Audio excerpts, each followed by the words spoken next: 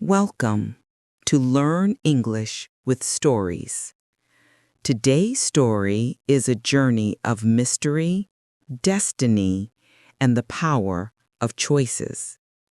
Listen carefully, pause when needed, and let each word help you learn English naturally. Now, let us begin. My name is Leanna Rowe. The night everything changed was the coldest night of the year.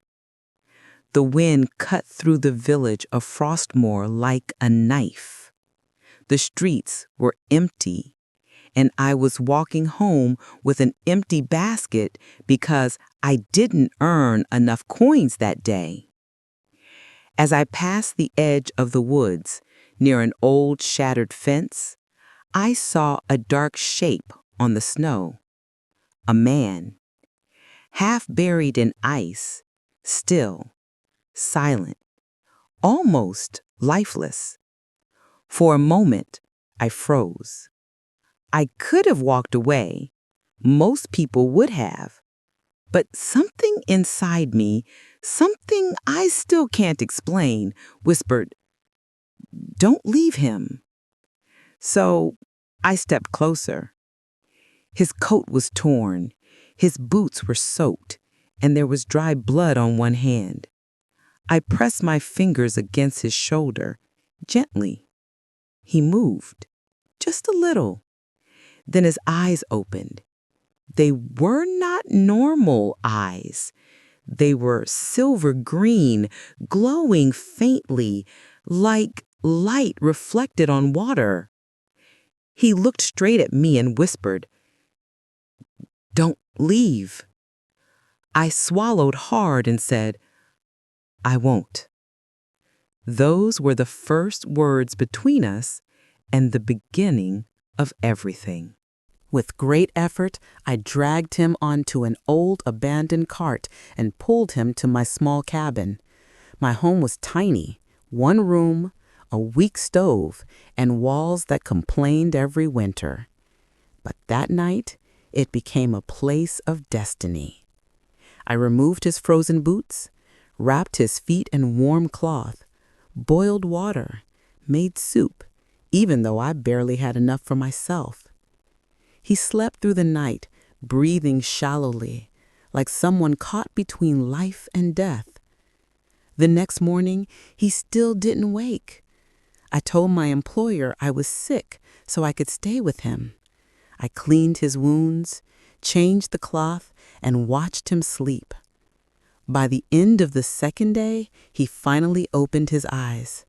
He whispered, "I thought I was gone." His voice was soft and fragile, but his gaze was sharp. "Do you remember what happened?" I asked. He shook his head. "I remember only cold and someone behind me." He didn't say more.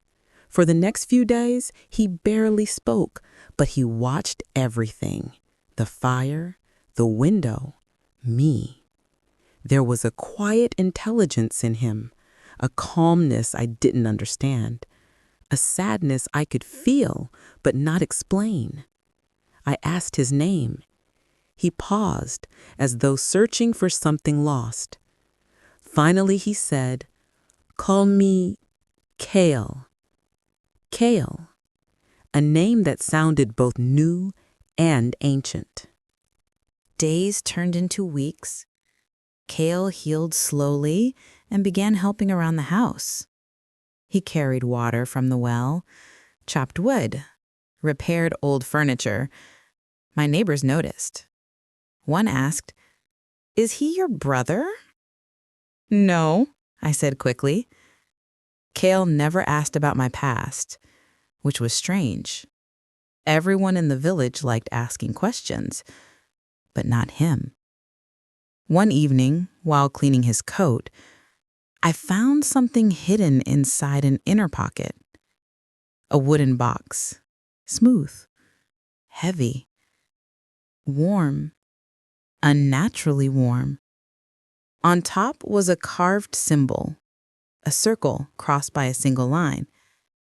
Inside was a ring unlike any I had ever seen. Its gold was not yellow. It pulsed like living metal. Before I could touch it, Cale appeared behind me and whispered, "Don't." I jumped. His face wasn't angry, just deeply serious. "That ring is not for you," he said. "It listens, it waits, it takes more than it gives." I didn't understand, but his voice told me the truth was dangerous. That night, I dreamed of green light and a whisper calling my name. Spring arrived, melting the snow. Cale grew stronger, kinder. He smiled more often. We planted a small garden together behind the house. One morning, he asked softly, "If I stayed here, truly stayed, would you want that?" I felt warmth in my chest. "Yes," I whispered. "I don't want to be alone anymore." We didn't marry with crowds or ceremonies. We simply chose each other. He made me a simple silver ring. We stood beneath the tall elm tree near the woods, the same place I had found him, and promised to share our lives. It was quiet. It was simple. It was beautiful. But peace is never the whole story. Strange things began to happen. We never ran out of food. My old boots were replaced with new ones. Blankets appeared, though we had never bought them. When I asked Cale how, he always said, "I traded old things I had." But one morning, before sunrise, I saw something that removed all doubt. Cale stood in the garden, holding the wooden box. 3 men, dressed in black, appeared from thin air. They bowed to him. He spoke words I didn't understand. Then the men vanished, and their place was a chest filled with clean clothes. I stepped outside, shaken. He turned toward me, calm but sad. "It's time," he said. "You deserve to know everything." That night, he told me the secret he had carried alone. He came from a distant mountain kingdom called Astravale, a realm built on ancient magic and terrible mistakes. His family had served a ruler obsessed with creating a perfect power. A power to control hunger, wealth, destiny itself.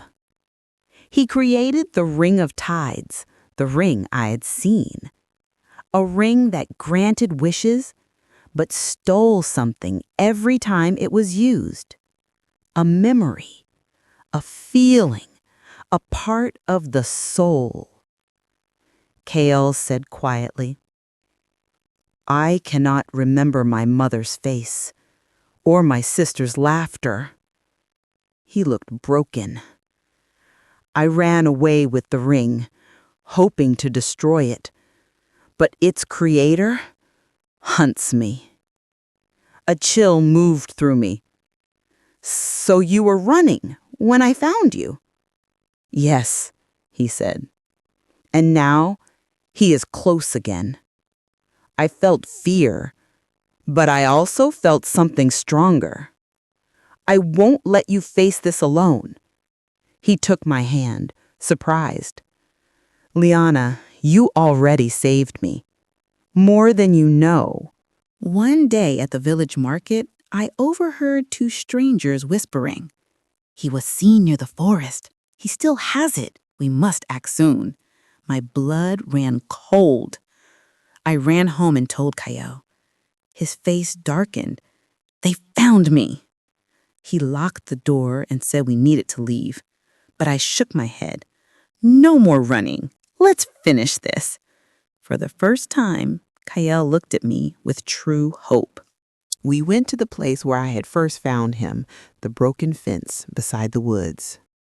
We dug a deep hole, placed the ring inside, poured salt, ashes, and crushed silver over it. Kael whispered old words, words that vibrated in the air. We lit the fire. Blue flames rose. The ground trembled. The symbol on the box burned away.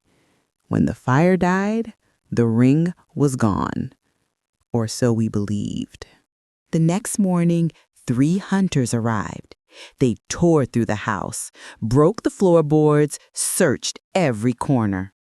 They found nothing. "You will regret this," one murmured. They left, but we knew danger wasn't over. A week later, I saw him, the man in the black coat, standing at the edge of the forest, watching. Kael looked at him and whispered, "That is the one who made the ring." We packed our things and fled. But fear travels faster than footsteps. As we traveled, I had a dream. The ring floating in black water, glowing, whispering. I woke screaming. Kael held me tightly. "The ring isn't gone," he whispered. "It's calling. It wants a master." We had to find it again before the Creator did. Our journey began. Through forests, villages, storms. Days bled into nights, but we didn't stop. Finally, Kael said, "It has returned to Astravale." We reached a valley where a black stone tower rose like a scar against the sky. Kael stopped.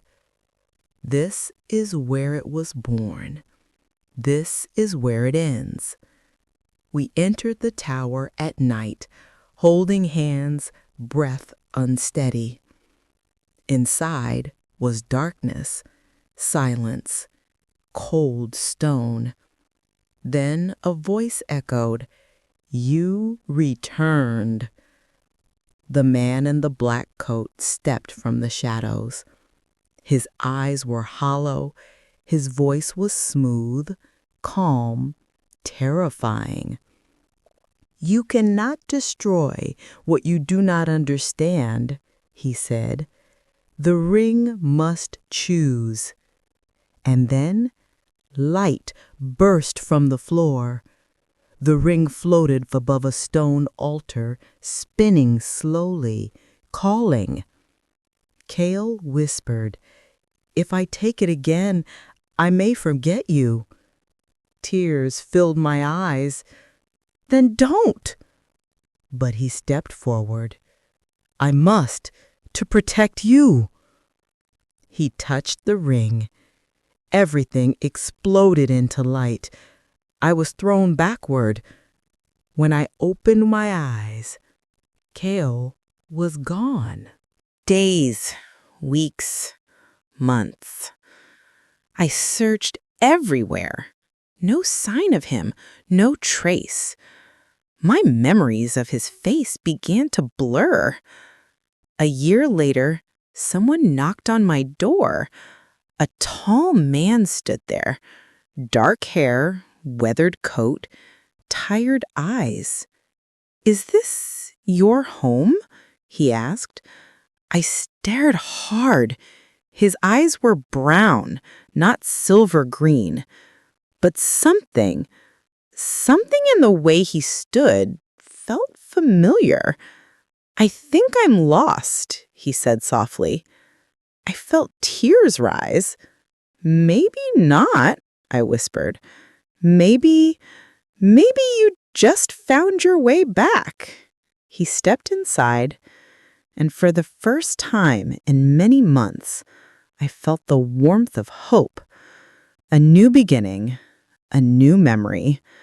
The ring story was over, but ours had just begun. Thank you for listening to this story on Learn English with Stories. If you enjoyed it, remember to like, comment, and subscribe for more powerful stories to improve your English. Until next time, keep learning, keep listening, and keep growing.